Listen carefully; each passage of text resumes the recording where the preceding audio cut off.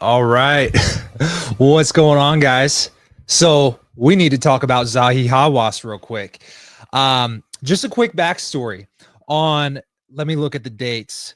January 11th, 2023. On this channel, I posted a video about the Sphinx. Let me pull it up right here. All right. January 11th, 2023. This video about the Sphinx kind of went mega viral when I posted it, not just on YouTube. My YouTube was still growing at the time. It's still growing right now, but it went mega viral on TikTok and Instagram, getting about probably close to 3, 4, 5 million views. Then later that year, I post yet another video, this time as a follow-up to that one. And this one was known as the Great Pyramid Mystery, the oldest cover-up in history. This is posted on December 22nd, 2023. Then over the next year or so, 2024, these videos would go on to garner quietly, silently, about 30 million plus views across TikTok, Instagram, and now YouTube. In fact, YouTube, it kind of took a little bit longer to start gaining traction. And right now, a lot of my subscribers have come from these two videos alone. Just on YouTube alone, that's about 12 million views. And the reason why I tell you this is because one thing really stood out to me, which was 3-4 months ago, I started noticing that my pyramid video started picking back up views. I think it was sitting at around 3-4 million views at the time, and now it's at 9 million. And I think that's a lot of trickle down effect from what Mr. Beast ended up doing, which is posting a video about him and his team going into the Great Pyramid. Now, when I first saw that video, I was like, there's something interesting about this video. Let me pull it up. The thing that's interested me about this video, or at least intrigued me about this video, is that it seemed as though as soon as, I was watching it, it's very well done, well edited. They definitely got a once in a lifetime experience that I feel like I'll never be able to experience, as you'll see probably as a result of this video. But about halfway through, they bring in a guy named Zahi Hawass. Let me see if I can find a good screen grab of this guy. Where's Zahi? There we are. This is Zahi Hawass. Now, if you've seen my pyramid or my Sphinx video, then you've probably seen how Zahi is one of the most polarizing figures in Egyptology. I mean, a lot of it goes without saying, but I feel like he brings a lot of the hate on himself between different contradicting statements that he makes, but also just his emotional reaction to anyone who pushes or tries to present evidence that is contrary to the evidence and the stories and the narratives that he's been touting about with mainstream Egyptology for many, many decades. All right. And so a few months ago, he posted this video with Mr. Beast, and it seemed to me like the only reason that they were making this video was not because Mr. Beast necessarily reached out to Zahi and the Egyptian government to go and film at the Great Pyramids. It seemed to me like the Egyptian government contacted Mr. Beast to come and film a video so that way they could prove that the pyramids were not built by aliens. Now, here's the thing. I never said the pyramids were built by aliens, but it just seemed really interesting to me that that seemed to be the one thing that they kept repeating. Hey, look, this is proof that the pyramids were not built by aliens. Hey, Mr. Beast, look at this. Doesn't that prove that the aliens didn't build the pyramids? And then Mr. B said something at the very end of the video. And so let me play this. So here they show you some graffiti, and Mr. Beast even refers to it as graffiti. In fact, I call it graffiti in my pyramid video kind of facetiously, because it's just painting or drawing of red paint of messages that were apparently made 4,500 years ago. Now, that said, this is a new discovery of new graffiti in one of the upper chambers of the Great Pyramid that's definitive proof that Khufu built the pyramids. Now, here's the thing. Here's what Mr. Beast says after this. Graffiti is the nail in the coffin for anyone who doubts that ancient Egyptians built these pyramids as tombs for their pharaohs. This is the end of our adventure. I have no idea why Egypt let us do all the things we did, but I'm eternally grateful. Shout out to this country. You guys rock. Scribe. Now, here's what another thing that stood out to me about this Mr. Beast video. To me, when I heard Mr. Beast say that at the end, I have no idea why the Egyptian government let us film these videos, but I'm grateful that they did.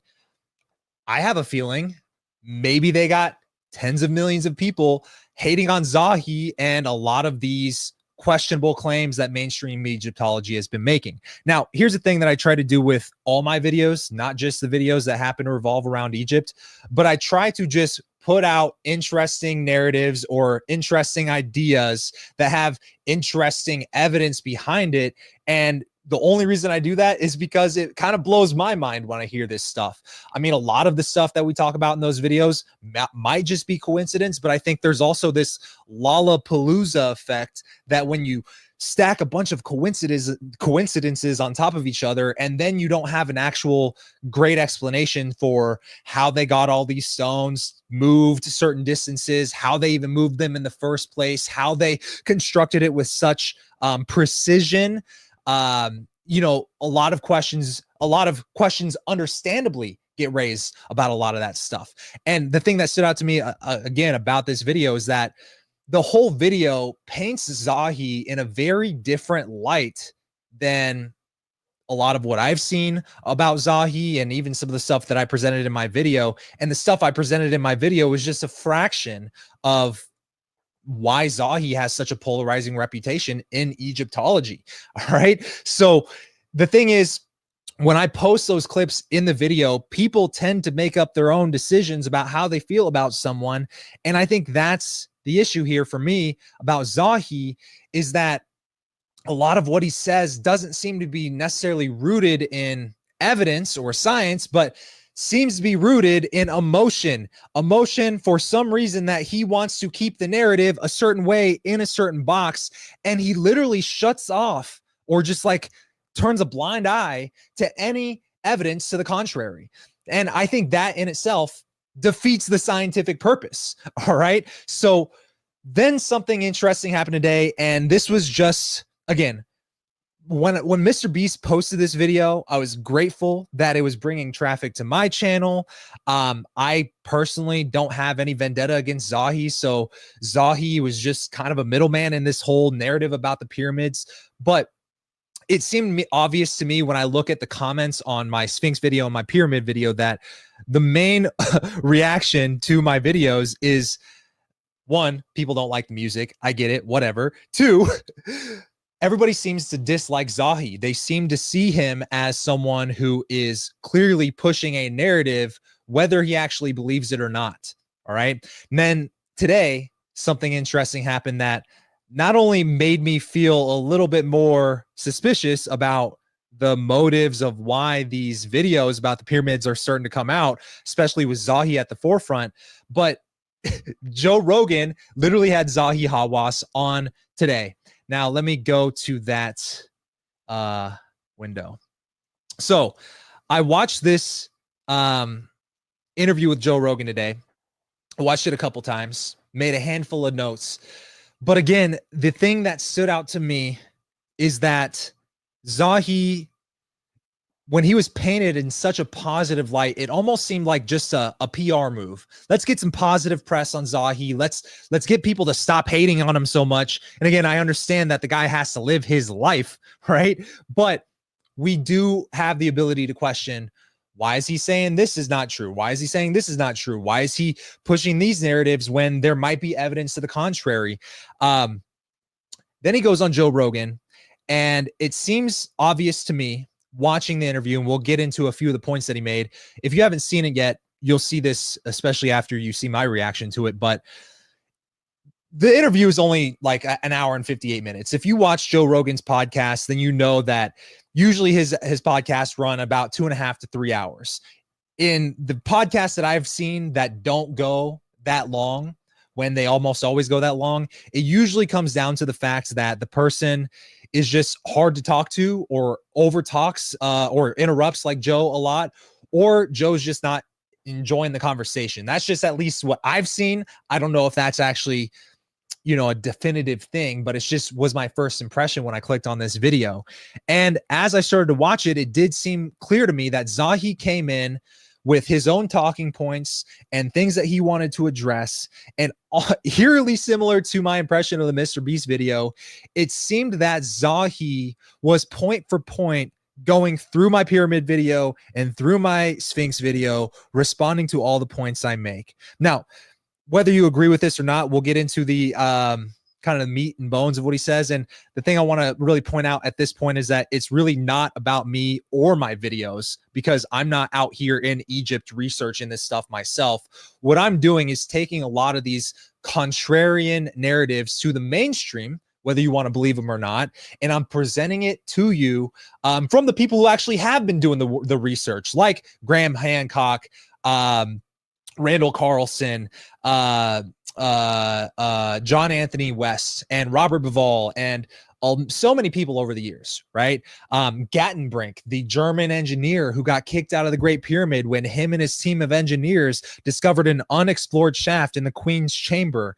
If you remember that language, that was the first 3 minutes of my pyramid video. The one video that seemed to, no matter what, go mega viral on every platform I posted it on, because the story in itself has a lot of seeds of truth. And you start to see why that this guy, Zahi Hawass, pops up over and over again as definitively, undeniably being the, for lack of a better term, gatekeeper to new information and evidence on anything presented about the Great Pyramid. And when I saw Joe Rogan's podcast with him today, not only did it seem obvious to me that he was point for point going through my videos, addressing the research of the people that I presented to you. Again, it's not my research. It is their research that I presented in a digestible way for many people to hopefully understand and be just as mind blown as I was when I first heard a lot of that stuff as well. And as Zahi's going through all this, it seemed to me that he clearly wanted to push down a lot of the contrarian narratives to the mainstream by presenting quote unquote new evidence that has never been seen before. And the only way you're going to see it is if you get his book.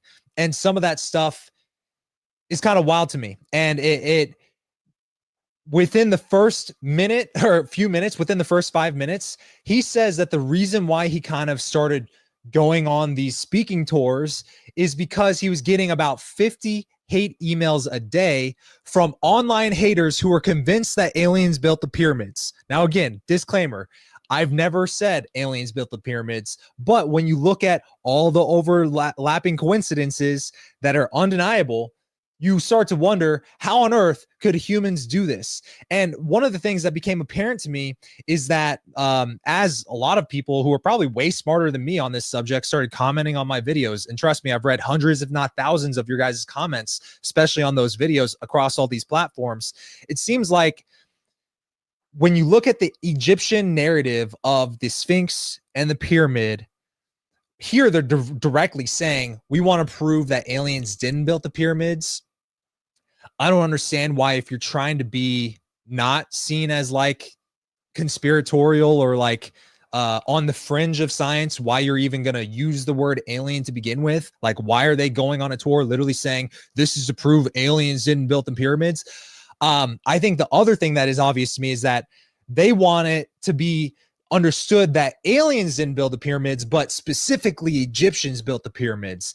And there's a lot of reasons why you might want everybody to believe that Egyptians built the pyramids. And for the Egyptians to have built the pyramids, it had to have happened in this time range. And for it to happen in this time range, let's just ignore all the complexities of why it might be hard for it all to happen within that time range and attribute it to these Khufu and Khafre and whatnot.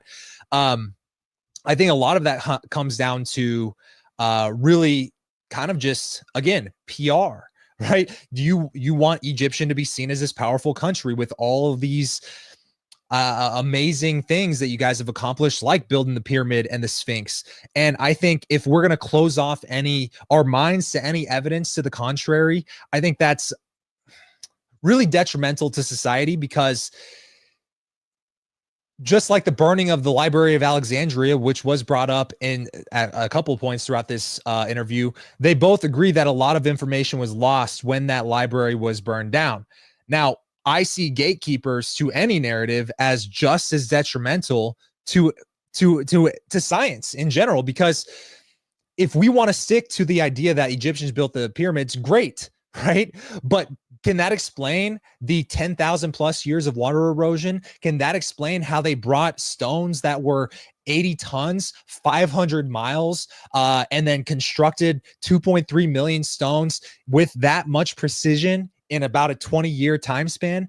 I mean, those are very simple questions, all questions which were directly asked to Zahi in this podcast with Joe Rogan, and all of them that he never really truly addressed. He just kind of responded with anger. And here's what's crazy to me is that any scientific claims that he did try to make in this podcast, he tried to cut off any of those questions, those big questions, by saying, we have found new evidence, which is only in my book and not anywhere else online, but only in my book. And they basically show that we found the tools that they used to build the pyramids, and they didn't actually have 2.3 million stones. It was actually 1 million stones, and they weren't 80 tons. They were only half a ton. Like a lot of crazy stuff that seems even more wild to me, that you would just be spewing it like a literal water hose of information out of nowhere with no actual scientific basis, without actually showing us the research, and by telling us to get your book. It's like a mainstream version of Stephen Greer in the UFO community. Oh, I got all this new evidence. Just watch my new documentary, which I happen to release a new one that's going to expose everything every fucking year, right? It's, again, no better than any gatekeeper in any field, right? So let's look at this. So the first thing that stood out to me is that he cap ends this interview. He starts the interview by saying, I get 50 hate emails every single day from all these people online who think that aliens built the pyramids. And I just watch this and I go, man, did I indirectly cause all of this hate email going towards Zahi? And did all this hate weigh on him so heavily that he had to get in Mr. Beast to combat all of these claims, and now Joe Rogan to combat all of these claims? And then at the end, he literally says, I only brought in Mr. Beast to prove that aliens didn't build the pyramids. Now, again, for the people watching, this is not just me saying this. Let's show this right here. So about 6 minutes and 35 seconds. You know, can I call you Joe? Please do. And you call me Zahi. Okay. Now, you know, I do receive fan emails. You've received emails? Fan emails. About 50 a week. Some of them bad ones. Some people think that I discovered evidence to prove that pyramids built by aliens or lost civilization, and I hide them. I never answer these questions. But to you, I tell you, how can I hide anything? I'm not working alone. I'm working with people. You cannot hide it. All right. So there you go. You hear that in the first 10 minutes, he's getting all these hate emails, right? Now, my first suspicion, light bulb, when Mr. Beast posts this video and he's point for point going after all the points I made in my Sphinx video, in my pyramid video. Again, they're not my research. I'm citing the research of other people who actually do this for a living, right? I just make YouTube videos from Phoenix, Arizona.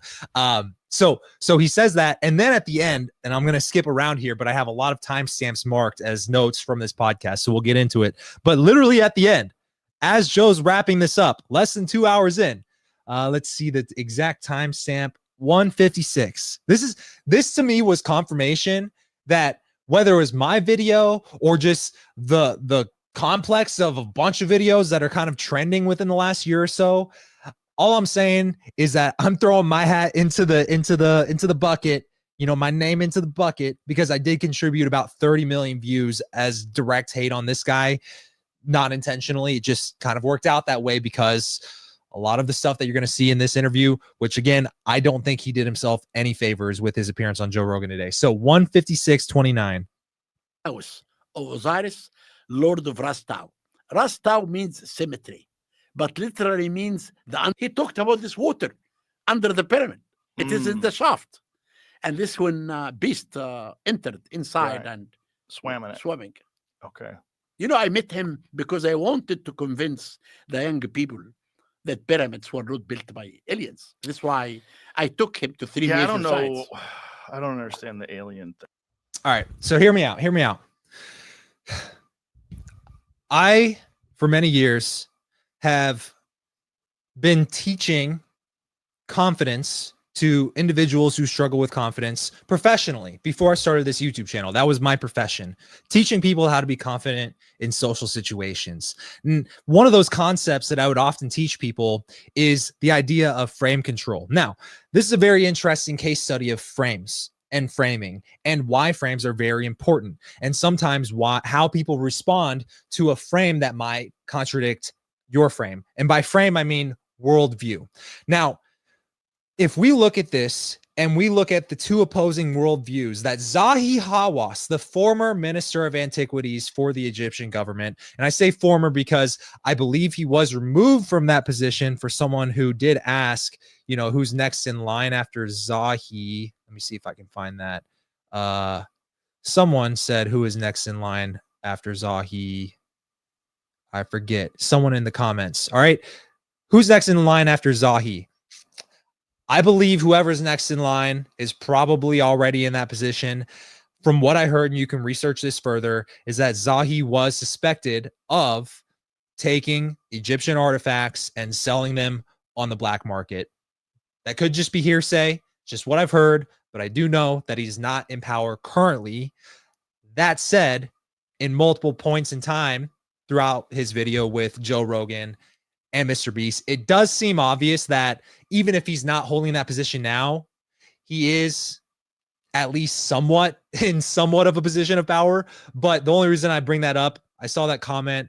I just wanted to say, regardless of him being in power or not, I think he is just the face to whatever authorities are behind him, telling him to say this stuff. Like, I don't necessarily think this is all his idea. I think he represents a group of people. That's just my own personal opinion. But all right, so let's get back to this worldview. All right. If I walked up to Michael Jordan in his prime in 1996 or whatever, and I said, "Hey, Michael Jordan, you suck at basketball," what is Michael Jordan going to do? He's going to laugh it off.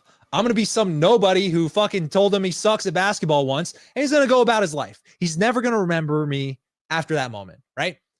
So now if people are saying aliens built the pyramids, and the former minister of antiquities, who, even if he's former, still has ties to the Egyptian government and still is kind of the face of all of this, maybe that's my fault with the 30 million views I brought to this guy, right? But if people are saying that to that guy who's in that position of power, if it's clearly not true, they would just laugh it off. They would go on to the next thing, right? Just like Michael Jordan is not going to sit here and argue with a nobody that he sucks at basketball, right? So if aliens didn't build the pyramids, why do you keep feeling the need to prove that aliens didn't build the pyramids? All right. Why don't you actually just address the contrarian new age theories that you talk about that you say are all false? Right. And so let me show you an example of why Zahi did not do himself any favors. And I think a lot of this comes down to, if you watch the Sphinx video and the pyramid video, I believe it came out of the Sphinx video, where we talked a lot about how Atlantis ties into the lore of ancient Egypt, and also how Göbekli Tepe proves that civilizations that were advanced existed in the area 10,000 plus years ago. I mean, there was a whole section of the Sphinx video about Göbekli Tepe. And in that video, kind of capping off the Sphinx video, I guess, as the climax, for lack of a better term, there's a debate that was set up between Zahi Hawass and so many names going by. All right. Zahi Hawass and here.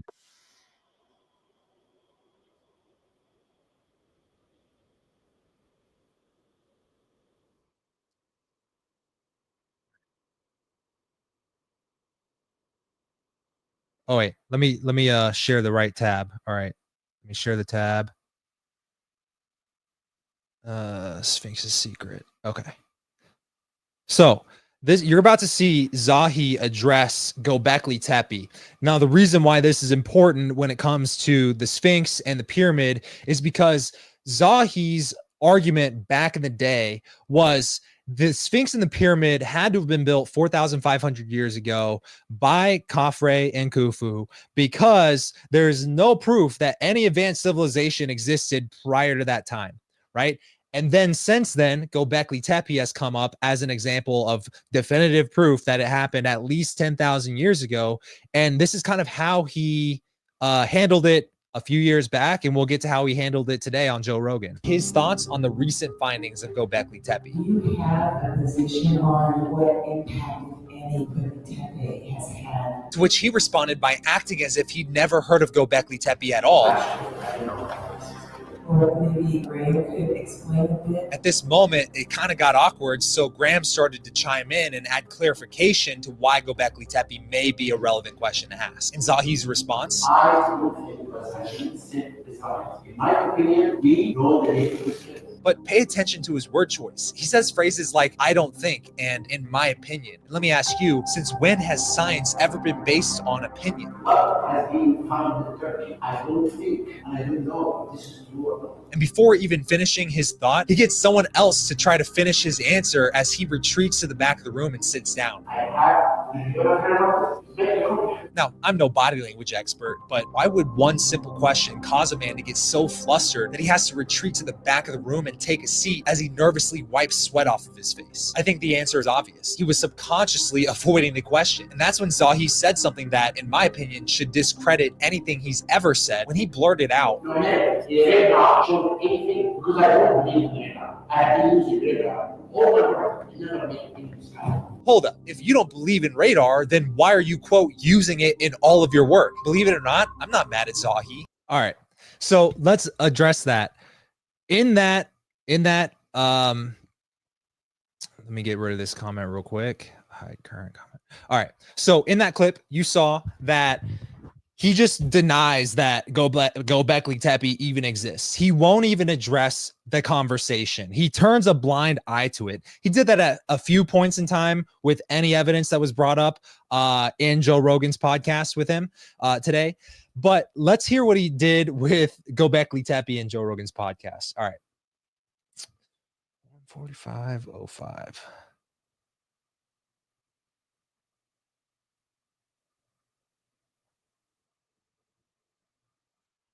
All right.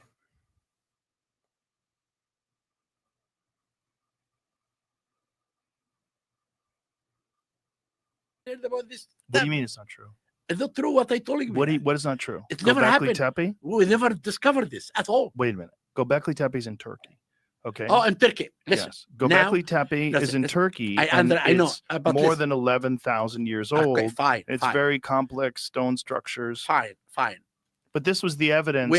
Hold on. No, this is the evidence in the argument. The argument was there was no evidence of an ancient civilization from 10,000 plus years ago. This is before the discovery of Göbekli Tepe. Göbekli Tepe gets discovered, known to be more than 11,000 years ago. That changes everything. Because now we know. Yes, it does. That's because now, for hold what? on. Because now we know there was an advanced civilization capable of a spectacular construction 11,000 plus years ago. This is what. Listen. Look at the archaeologist in Turkey or in any civilization. Okay. They never talk about old civilization. That's not true. Göbekli Tepe is universally accepted as being more than 11,000 years old. I am talking now about Egypt. I'm not No, going I to understand, another but the civilization. argument was that there was What never any ancient civilization capable of spectacular construction 10,000 years ago. That Now, Joe, I understand. Okay, Göbekli Tepe, fine. Okay, but I'm talking about Egypt right now. We are talking about Egypt right now. We are not talking about Göbekli Tepe. This is crazy. I mean, cognitive dissonance, if you will. I don't know. Some people in my comments have suggested that maybe he fears for his life. Maybe the Egyptian government is holding him hostage. And they're telling him, you better say this stuff. You better deny this stuff. You better make it look like aliens didn't build the pyramids, or else we're going to insert whatever threat you want to give them. I personally think Zahi is an intelligent person. How could he not be an intelligent person? And if you're an intelligent person, how can you just knowingly turn a blind eye to anything that contradicts your worldview? I mean, read a fucking book or something. Some personal development would do Zahi some really good favors here. That's just my personal opinion. All right. Now, here's the other thing. Let me go to another quote he says. This cracks me up. All right. 31:11.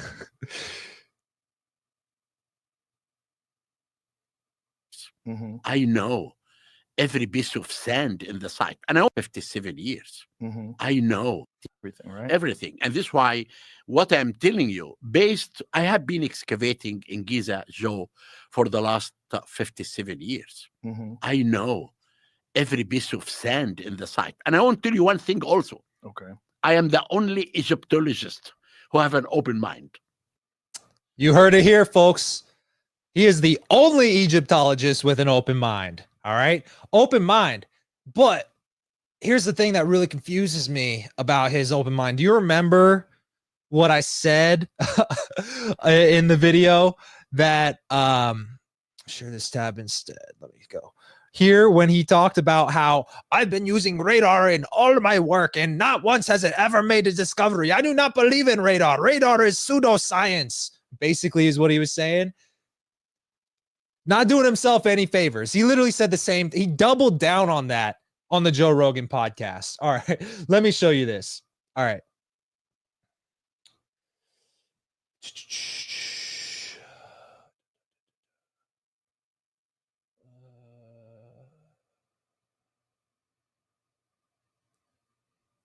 Radar. All right, 136.20. When there is no date. But wait a minute. You use radar to date things? How? No, I use radar to discover things. Right. But what do you use to date them? I dated that. I told you 2 methods of dating. Yeah. Most of the dating that for me now in Luxor. All right. So here he is again, contradicting himself. He uses radar for everything. All right. So clearly he believes in science. Clearly he believes in scientific tools, except for when those tools are used by people who don't come to him for approval first. And this one was really interesting to me. And I'll be honest, this seems like a new discovery that I personally don't know a whole lot about, so I'm not going to speak on it entirely, but it seems as though, based on what Joe is saying, and Joe is obviously very connected to all the people who dedicate their lives on the fringe of this topic, right? But it came down to this idea that they've discovered more cavities under the Sphinx, under the pyramids, and under the Osiris shaft. All right. I think this is specifically in reference to this Osiris shaft. They use this tomographic. No, I am the one who found it. This no, I understand you found it, but they also discovered it. They showed that it exists using the same technique. No, Jamie, this is wrong. Is this is not true at all. I can tell you how Jamie, I found I'll it. tell you. How can I find it? I'm not saying that you didn't find it. It's under the paper signature aperture radar Doppler tomography. by Filippo Bondi. And if you scroll down, Jamie, you'll see an image. And this image is of the Osiris shaft, which shows That's not true. from satellite. It's not true. An accurate depiction of that from space. That's not true. From satellite. It's not true. No. So what are you saying, that they're lying? So They're this lying. right here. They're completely lying. But if they're showing using these techniques, things that we know that you discovered that absolutely Okay. exist. Now, they All right. I mean, again, I haven't researched these new findings or whatever, but this looks pretty darn scientific to me. This little image, this heat map, if you will, showing that they found evidence of cavities. Rather than entertaining any new evidence, he immediately is saying they're lying. And the thing that blows my mind about this is that Joe challenges him on how can you say they're lying? And he literally says, well, I haven't looked at the research, but they haven't come to me. Well, yeah, you're a gatekeeper. Why would they come to you with this information? Because you're just going to squash it down because it contradicts the narrative that you want to put out there. these techniques, as I told you, Mhm. scientists said that these techniques cannot show 600 feet under the pyramid. The Osiris shaft that I found was only 50 feet. Right, but under it's the ground. showing at least for 50 feet that this is accurate. What makes you believe those scientists rather than these guys from Italy? Because because the scientists are scientists. Well, these are scientists as well. They are not showing their techniques carefully. They have not. What do you they- mean they're not okay, showing their techniques carefully? Take the techniques that they said and Okay. show it to any scientist. No one can tell you this is accurate. I No one can show you this is accurate. I haven't seen it myself, but I promise you, not one person on earth can tell you this is accurate. What are we doing here? What? This, all right, let me just say this. This podcast interview has convinced me that A, long form discussions, and B, debates are terrible ways of I don't know, putting out new information, right?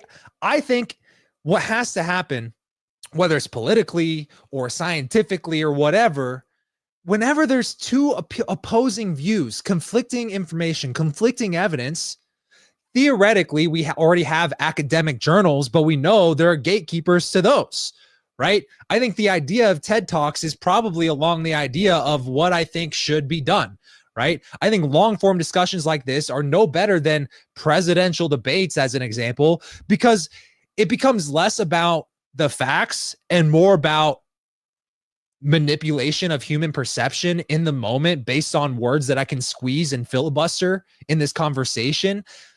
It doesn't make sense to me as an efficient way to get across new information, especially when the information conflicts the worldview of the people hearing the information. Because what you get is emotional reactions to this, and emotional reactions like this, they suck because they eventually become the gatekeepers if they're in power.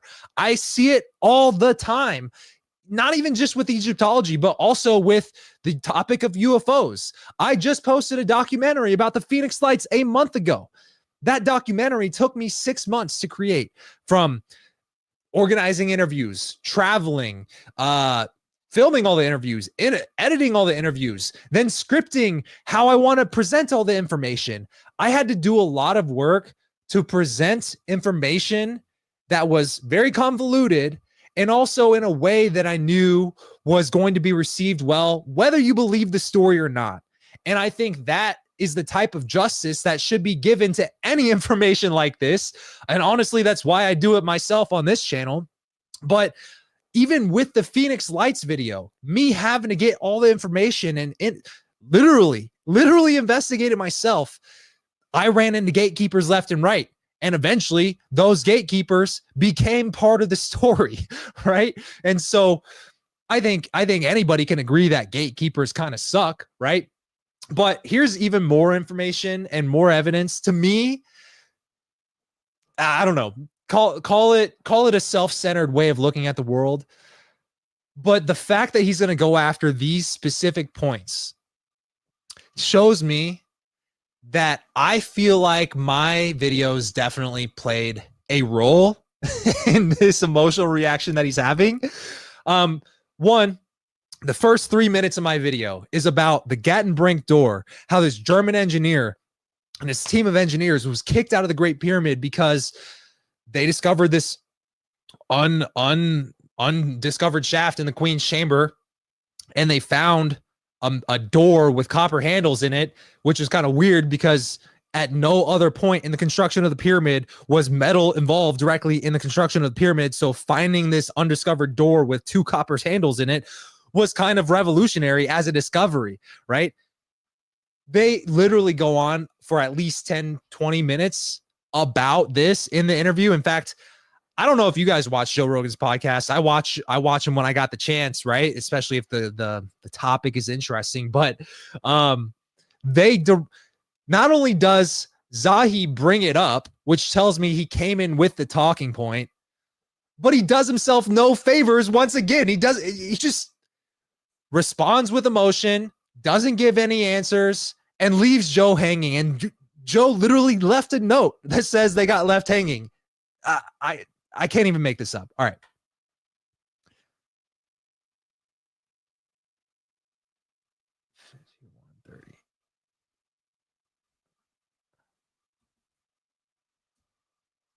The robot went for 200 feet, stopped in front of a door with 2 copper handles. That was the first discovery. Now, I began to think, how can I find out what's behind this door? In 2002, I was chosen by the National Geographic as explorer in residence. We're 9 explorers. With us was Bill Billard, who found Titanic. Each explorer had a dream. I told them behind this pyramid rover. We took the pyramid rover, and the robot went in the south tunnel, and the robot had a drilling on his hand. The robot opened one hole, 1 centimeter and 1 millimeter, and sent an optic camera through this hole. We found. All right. So I'm going to add context to what he's talking about here. So if you've seen my video, you might remember from the first few minutes of it that these German engineers created this tiny robot that could go inside of this shaft. When they got to the end of the shaft, which they thought was only about 10 feet deep, they discovered that it actually tilted up at an incline.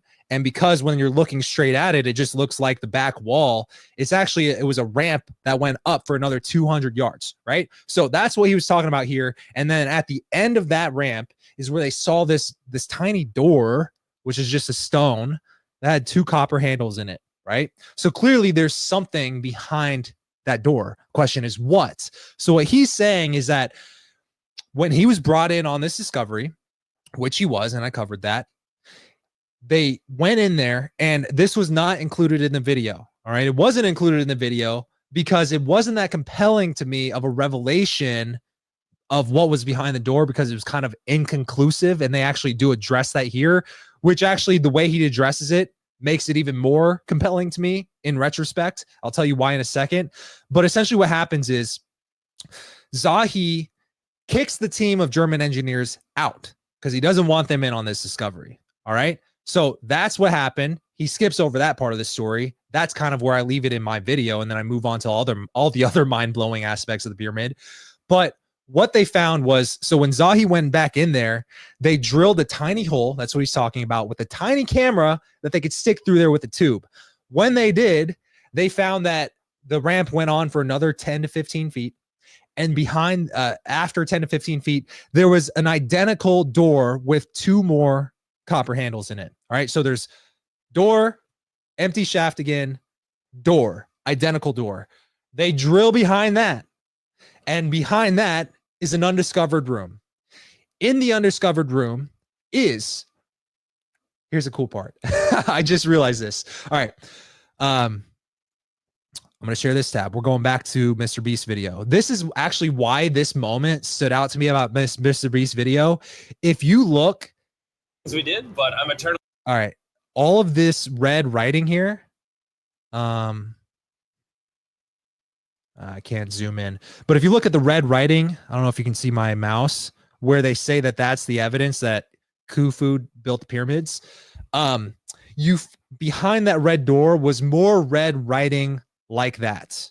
All right, just it looked identical. Actually, maybe I can find it. All right, I'm gonna look it up on Gantenbrink's door. Okay, I found it. All right, so this is kind of like pieced together what they found. It's just red paintings. Now, the page that I found describing it when I was creating that video just said that the red paintings were numbers. It was just a bunch of numbers. And because it was numbers, they believed that it potentially could have been measurements taken and written on the stone while they were building and constructing the pyramids, right? So that was just a theory about what the purpose of that red paint was behind that door. But as far as I know, nothing else was found behind that door. Now, when Zahi's talking about it in this interview, he doesn't talk about how he kicked out the team of German engineers and banned them from ever researching in the pyramid again. He doesn't even use the word Gantenbrink, which was the name of the engineer who was the head of that team and who got credited with the discovery of that door.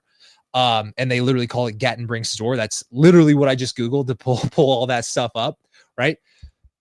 But what he does say is that the writing was of hieroglyphs that are of such old Egyptian hieroglyph, and they even pull up a table, that it's hard to even interpret those hieroglyphs. Think about that. These hieroglyphs are so old that they don't recognize a lot of the symbols. Okay? So Joe understandably goes, oh, wait, you found hieroglyphs behind that second door? And he's like, yeah.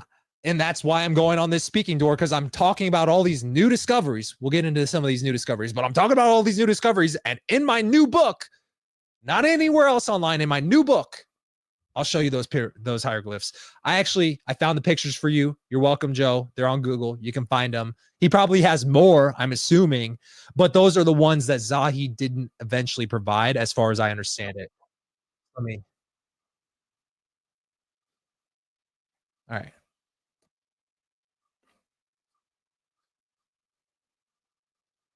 As if it's hiding something. Mm. Then after that, we went to the northern tunnel that was bending. We found out it's bending north and south for 24 feet. And the reason for the bending was to avoid the Grand Gallery. At 200 feet, the robot stopped in front of a third door with two copper handles in the same distance of this one. And these doors are very small, right? Very small, 20 by 20 centimeters. Okay. Now, I spent most of my life from 2002 until 2024, last year. I found a team from England, and we worked last year for 3 seasons. Number one, I found out above the king chamber, a big void. Above the Grand Gallery. Right. This void, the size of 2 trucks. Now, the second void, behind the northern tunnel, another small void. Inside this void, we can see hieroglyphic inscriptions. Really? Those are the hieroglyphs he's talking about. As far as I understand this conversation, he's talking about 2 different voids. He's addressing 2 ones. The one that was the size of 2 semi-trucks discovered above the king's chamber recently, and I think that came out like a year and a half ago. Maybe right after my pyramid video came out, a lot of people started talking about that. And now he's addressing the small one behind Gantenbrink's door. So those are the only hieroglyphics on the Great Pyramid, and right? I can show you the footage in my. Do you have the footage here? If you can come to my lecture. Oh, come in on, Houston. Man. What about right here, right now? I can send it to you. Where do you have it? Do you have it on you? in my computer Where's your computer? in Las Vegas. Oh, well, fuck. But I can send it to you before. Yeah, you but I want to show it on the show. show it in the show. I can Like send it this to you show. tomorrow. Okay, you can send it tomorrow. Have you guys ever seen them add a note like that on a Joe Rogan podcast? And why, if these photos are so important, why are they on his computer in Las Vegas? Think about this. It just hit me. His computer is in Las Vegas, which contains the evidence that he's trying to present to Joe on one of the biggest podcasts in the world, which is halfway across the country from Las Vegas. They're in Austin, Texas filming this. And why is his computer in Las Vegas when he's in Austin, Texas filming this and he's from Egypt? Everywhere I go, I bring my personal laptop. I don't know about you, but everywhere I go, I bring my laptop. And if I'm traveling to a different country, I'm not leaving my laptop halfway across the country.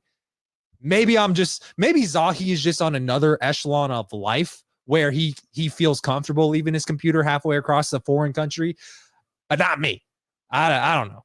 Tomorrow? Yes. Okay, we'll splice it in, folks. Then tomorrow I will Okay. send it to you. Please do. Okay, I'll Now. give you my email. Now, I'll give you Jamie's email. yeah, give me.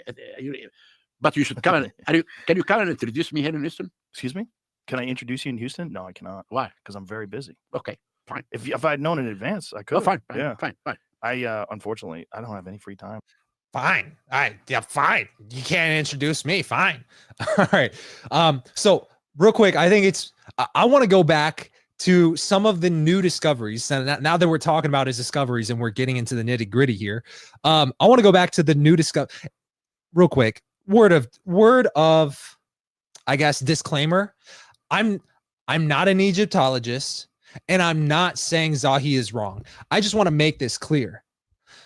I want the truth to come out, whether that's, as Zahi says, aliens didn't build the pyramids, or that Egyptians built the pyramids, or that aliens built the pyramids, or that who knows what, maybe Adam and Eve built the pyramids with their mind powers before they ate the apple from the Garden of Eden and then teleported it to each. I don't care, but I want to know the truth.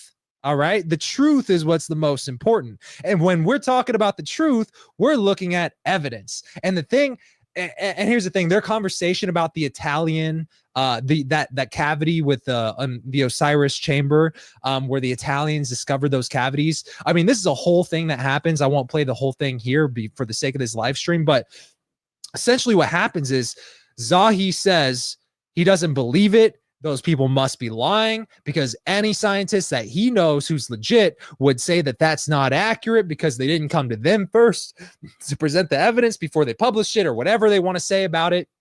Right. So he's turning a blind eye to that.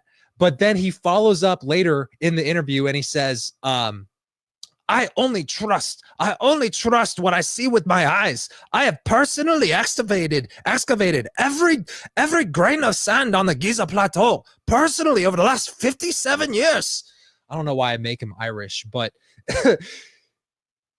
it blows my mind, because when we're talking about getting to the truth and we're talking about scientific evidence, and then we're also talking about this concept of gatekeepers, the one thing that stands out to me about every gatekeeper in any industry is, if you want to know the truth, you have to buy their book first. If you want to know the truth, buy my book. He spends the first 30 minutes of this interview, all right, with saying, Joe, I get all these hate emails saying aliens built the pyramids, so I'm coming here to tell you 4 things, 4 points. And if you pay attention to the points, which we'll kind of cover here, the 4 points are the 4 main points that are brought up by New Age theories, as he calls them. And the way he refutes them is very interesting. First, before he gives you any new evidence or any contradicting evidence to these New Age theories, he says, everything you've ever read about the pyramid is wrong. Joe says, even in textbooks, he says, yes, everything. It's all wrong. The only people who have any accurate information on the pyramids is me and this other guy. And it's all in my book. And the only reason it's him and this other guy is because I've personally spent the last 50 years excavating every grain of sand in the Giza Plateau. Personally. I don't use tools. I don't believe in radar. I use radar every day, but I don't believe in it. I only believe in digging. These are quotes directly taken from the interview. All right. So let's look at the 4 points he wants to make, because these absolutely crazy. The lengths he's willing to go to shut off any possibility of anything else is mind-blowing to me. All right. So of the pyramids of Giza Plateau. Okay, tell me how they did it. It's the Bible of the pyramids of Giza Plateau. Okay, tell me how they did it. Now, what we found out, the major problem that people think about pyramids, because most of the information that's written on pyramids are wrong. Most of it? Most of it. In archaeology books? In archaeology books. Really? Except me and Mark Lehner. You guys are the only ones that have it right? Because we have been working in Giza for the last... Just so you know who Mark Lehner is, we're going to go to my Sphinx video real quick. All right. I believe, if I'm thinking the same guy, Mark Lehner is this... 1,000 years old. In the 90s, the rebuttal to any evidence suggesting otherwise was always... If it was built by... I believe that's Mark Lehner. Prove me wrong if I'm wrong. I might be wrong. But this is the guy who directly said, if it was built by an advanced civilization, where's any evidence of an advanced civilization existing back then? And then that's kind of how I transition into this idea of Göbekli Tepe, which, as you saw earlier, Göbekli Tepe was completely ignored by Zahi. Joe, I'm not talking about Turkey. I'm talking about Egypt. I'm not talking about Turkey. All right. So I believe that's Mark Lehner, the guy he says is the only other person in the world who knows anything about the pyramids. 57 years of my life. I excavated every bit of sand. Okay, what are the archaeologists? I excavated every bit of sand myself. I'll just have wrong in these archaeologist books. For example, number one, they say that the workmen who built the pyramids worked only 4 months a year.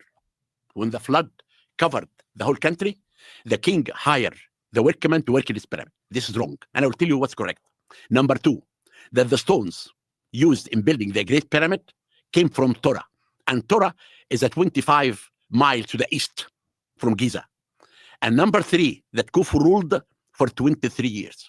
And number four, that the stones of the Great Pyramid are 2,300,000 blocks. All right.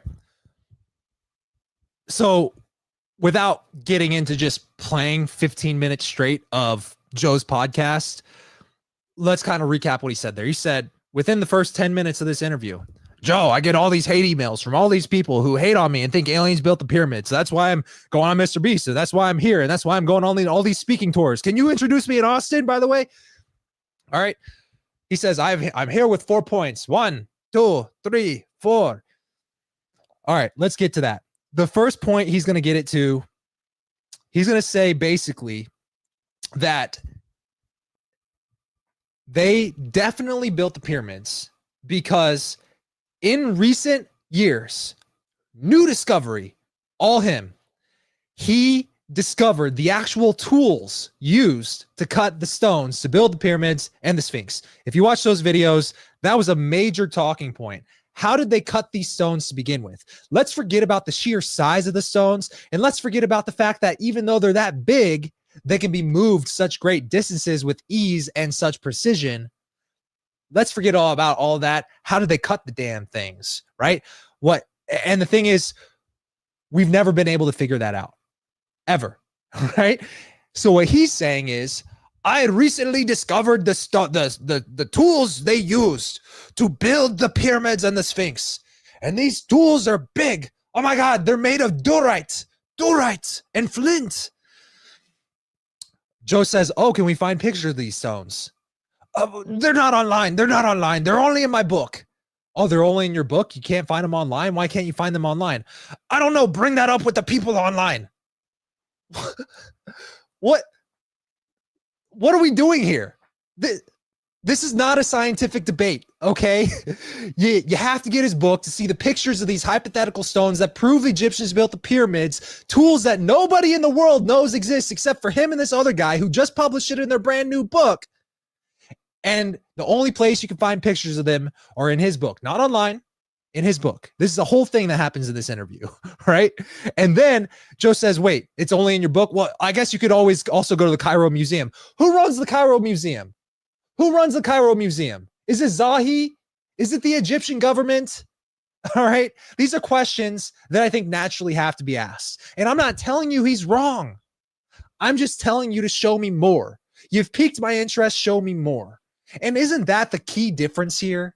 When presented with information that is contrary to what you believe, you explore. But is Zahi doing that? Is that what Zahi is doing? Or is he just turning a blind eye to stuff that pisses him off? Stuff that contradicts what he believes? Is he asking for more information about the Italian research? Is he asking for more information from Gantenbrink store? No. He's out here selling books and shit. Selling artifacts on the black market. Responding to the 30 million views I brought him. On accident. All right. Let's get to the next point. All right. So he found the tools, but if you want to get the tools, you have to get his book or visit the Cairo Museum, which is run by him and the Egyptian government. Next point. All right. What is the next point he made? Let's rewind there. Okay. 1520, I believe this when he starts talking about his next point. This is where they start talking about the movement of the stones. And a brand new discovery shows that these stones never came. They never came from 500 miles away. But if you watch my video, you'll see that actually there were two locations cited as the source of these stones.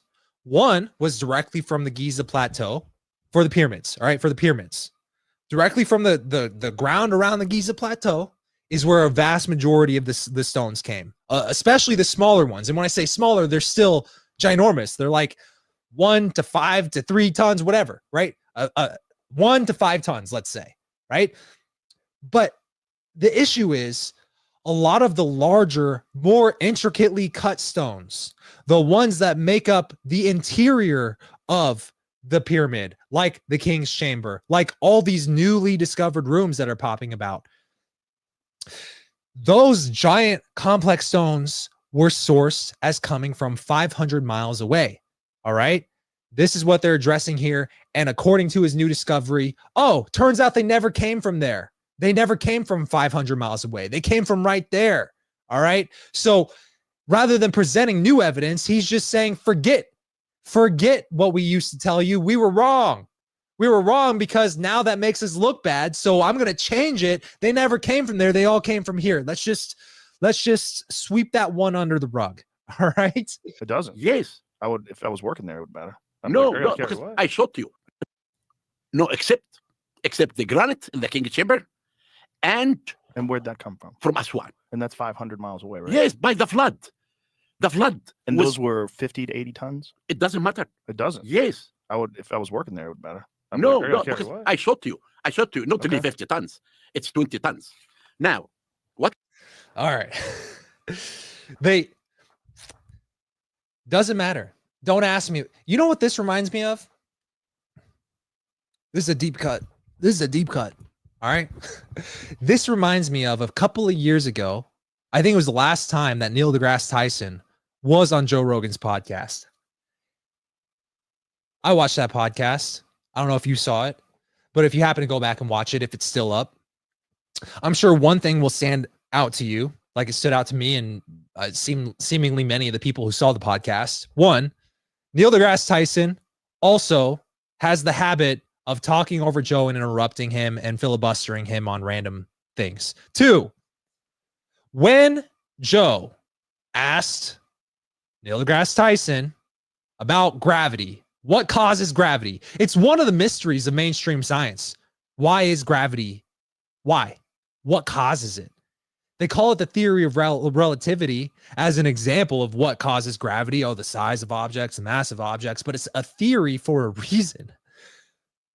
It's a theory, not proven scientific fact, not law. Now, given that it's not scientific fact, that means that there is somewhere in knowledge a gap of why it can't be 100% fact the way we understand it. And I believe that gap is quantum physics. A lot of these new age theories also says consciousness. I don't know. All right. So quantum physics. All right. So quantum physics is one of those things that a lot of people don't know. It is not directly apples and apples comparison to Newtonian physics, which is like physics of the large, which quantum is physics of the small. And Neil deGrasse Tyson in that interview says, who cares about gravity? Stop asking about gravity. Gravity, it just is. Let's stop worrying about things we don't understand and just look at the things that, like, look, the sky is blue, the grass is green. I'm not saying that Neil deGrasse Tyson is a gatekeeper, but I'm saying there are some patterns that I'm picking up on. All right. So, the next things that he's going to go into talking about these stones, one, it doesn't matter. They weren't 500 miles away. They were actually only moved a few thousand feet. Two, he tries to downplay the size of these things. We're going to get to this, but he says, oh, they weren't actually 50 tons. They were only 0.5 to 2.5 tons. So the size of the stones are blatantly wrong. You believe that the stones were 80 tons. That's wrong. They were actually 5% that size. He says they range in an average of half a ton to 2.5 tons. Let me see if I can find that exact quote. 3730. Counted the stones. Okay. Oh, and then as well, to help fit the mainstream narrative, it wasn't 2.3 million stones. It's more like 1 million. It's only 1 million. I don't know where you saw 2.3 million. It's only 1 million. Discovery that tells us for the first time about building the pyramid. And now we come to the reign of Khufu, 28 years, and now the stones of the Great Pyramid. I looked everywhere to find out how they counted the stones. Okay. That people said it's 2 million and 300,000 blocks. Right. I found no evidence. It's only when the Arabs came. You know, all the theories that the New Age people say now, it came from the Arabs. When the Arabs came and this is the point I was trying to make earlier. There are two things that keep getting repeated between Mr. Beast's video and this video. And if you watch both of them, it's very clear Mr. Beast and Joe Rogan are not leading the content charge here.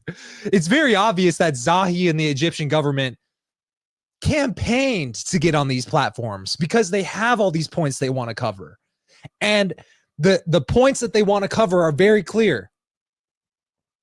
Aliens didn't build pyramids when nobody said aliens. All right. They're saying aliens, not us. Aliens didn't build the pyramids. All right. We get it. But who did? And they want to say it's the Egyptians. It had to be the Egyptians because if it wasn't the Egyptians, then it wouldn't fit into this narrative. And it has to fit into this narrative because all the other evidence doesn't exist. I mean, that's essentially what's going on here. And that's when he said this. All the new age theories are coming from the Arab. It's all the Arabs' fault. And when you start using language like that, to me, it is no better than all of this racially baited stuff going around the internet right now. Kanye West releases a new song about the World War II Germans, right? And now it's the Germans versus the Jews again. What are we doing here? Right? It's the Arabs versus the Egyptians. It's the Palestinians versus the Israeli. Great. World politics. All right, cool. I am not smart enough to understand the politics involved in all of these warring nations. But can we just put your emotions aside for 2 fucking seconds and just actually discuss if aliens did not build the pyramids, then who did? And you know what? I'm going to rephrase that because again, I'm not here trying to tell you aliens built the pyramids. I'm not here trying to tell you that Egyptians didn't build the pyramids. I am open-minded to any evidence that proves who might have built the pyramids and when. And when you look at the evidence available, it becomes clear that the narratives that we've been taught growing up are not correct. And oh, what do you know? Zahi Hawass once again he'll confirm that it's not all correct, because what's actually correct is the new discoveries that actually makes the new age theories impossible and confirms the old theories that it was built by the Egyptian pyramids 4,500 years ago. If so, show me how. That's all we ask. All right. Enter the pyramid. They said all this nonsense stories about the pyramids. Then I never found any place to tell me how they cut the stones. But now we have evidence that the base of the pyramid is 20 feet high of solid rock, no stones. In 2010, I brought a team, scientists from every field, and we. So that is the thing that he's trying to say, is how they cut out, they magically cut the number of stones that make up the pyramid in half by saying the base of the pyramid is actually carved directly out of the bedrock. It wasn't brought there. So, you know, that immediately cuts the number of stones in half, which immediately makes the complexity of the project half as complex, right? Oh, yeah. Now it's a lot easier to propose that the Egyptians might have built the pyramids. Am I going crazy here? Am I the only one who sees the problem with you saying, hey, I'm right and you're wrong, because everything out there is incorrect and I'm the only one who knows the truth, and the truth is all in my new book, and the truth is contrary to stuff that I was saying even last year? Am I crazy for calling that into question? I'm curious. All right.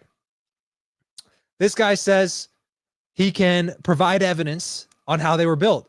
If I'm truly, would I be here if I wasn't open-minded?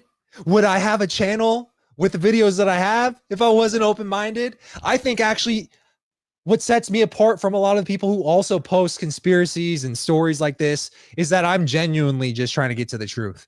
Like the Phoenix Lights, a lot of, I've gotten mixed results from the people who were involved with the Phoenix Lights doc, which right now it's like overwhelmingly positive with the people who weren't involved. But even the Phoenix Lights story in itself was massively gate kept by many different people.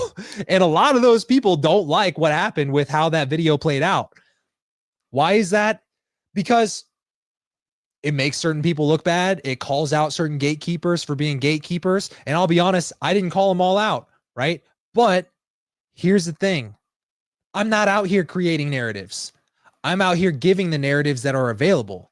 With the Phoenix Lights, I didn't tell Jim Delatoso to contradict me and even himself and even Francis Barwood and all these people. I didn't tell him to contradict. I didn't tell him to call me every day, right? That just happened, and I told the story that was given to me. I didn't tell Francis Barwood to give me the story of the Men in Black. She and her husband felt the need to give me that story. I didn't even know about that story. It was the story I was given. Same with the evidence here, whether it's the Sphinx or the pyramid. I would personally love to go to the pyramids and confirm for myself, was the base carved directly out of the bedrock, or was the base built up of individual stones brought there to build the pyramid, like every other stone that builds up the pyramid? If it turns out that what he's saying today as the first time revelation for new discoveries that help fit the mainstream narrative of stuff that has been starting to been called into question recently, if that's true, I would genuinely love to go to Egypt and find that to be true myself. Unfortunately, after the views that I brought of hate views, I guess, against Zahi, that was leading to 50 plus hate emails a day saying aliens built the pyramids. I'm sorry, Zahi. Sorry, please forgive me. Unfortunately, I don't think the Egyptian government would allow me to go to Egypt and explore the pyramids anytime soon. I've thought about going, but I can't say that I would be able to confidently go without looking over my shoulder that the Egyptian government would not be happy that I'm there. So hopefully that just goes to show that I am as open-minded as I can hopefully possibly be about this stuff. If aliens didn't build the pyramids, then show me who. And that's the thing. Even me saying that makes me seem like I'm not scientific, because in science, you don't have to disprove the alien theory. But at this point, you do have to prove that the Egyptians built pyramids. And it seems like the only way that that Zahi is able to do that right now is by turning a blind eye to anything that contradicts that narrative and coming up with these new discoveries. Oh, I found the tools. They're in my book at the Cairo Museum, which I run. Oh, it wasn't 2.3 million stones, which they had to precisely place over the course of 20 years. It was 1 million stones, and they weren't 80 tons. They were 2 tons, and it didn't take 20 years. It took 28 years because, we just discovered new hieroglyphs that prove Khufu built the pyramid, and it also proves that Khufu was around a lot longer than we thought. So it actually took, they had more time to build it. Isn't it convenient that these are the new discoveries? Show them to me. And I don't want to pay for your fucking book. All right. If they're that important to human history, show us. If they were that important, you wouldn't leave your laptop in Las Vegas when you're from Egypt and you're filming this podcast in Austin, Texas. Am I wrong? If I'm wrong, show me why. And that's all I'm asking. So on that note, I mean, I think you should just watch the podcast yourself. I could go on and on for hours, but I've said what I needed to say. And I don't think I'm not fully taking credit for Zahi's PR tour, but I will say I can't deny that I might have contributed to it, because if someone made 2 videos, think about if someone made 2 videos that posted across TikTok, Instagram, and YouTube, got 30 million views that were essentially a hit piece against Patrick James, you damn right I would probably know about it. You damn right I'd probably have seen it. And you damn right I'd probably try to go out there and dispel any false narratives, right? And it seems like that's exactly what Zahi's doing. Those videos were not meant to be hit pieces against Zahi, but Zahi is unfortunately the face of a larger narrative here, which is that for one reason or another, the Egyptian government does not want people to not believe the stuff that they've been saying for decades, hundreds of years, right? Why is that? Why do they not want anybody to believe anything else? And that brings into kind of all these other narratives, UFOs, aliens, giants, who knows? We're just trying to figure out where the rabbit hole leads. And it seems like certain people are trying to keep us right here. And if there's one thing I know, is that if you ever want to grow or improve in life, you have to step outside your comfort zone from time to time. And right now, I'm a little outside my comfort zone, but it seems like this man does not want to leave that comfort zone. So on that note, I'm gonna leave you guys on that. Oh, real quick. If you guys watch the Phoenix Lights episode, the documentary, that thing took me 6 months to film. And at the same time as filming that, I also filmed 9 other videos / mini documentaries. None of them are as in depth as the Phoenix Lights documentary, because that documentary had 13 plus interviews that I had to form into whatever story was there. But these other 9 are equally as mind-blowing in their own ways. And I know that last year we were actually filming a lot of those. And so this year I'm hoping to post all 10 of those videos and more. And those are going to be coming out a lot sooner than you think. So be on the lookout, have your notifications on, make sure you're subscribed. And I'll see you in a couple of weeks when episode 2 comes out. Hopefully before a couple of weeks. I'm hoping to have it done within the next week and a half, because episode 3 is actually really mind-blowing, and I really want to get to that, and I want to have that out before the end of May, if not beginning of June. So a lot of exciting stuff coming. We'll see you guys in the future.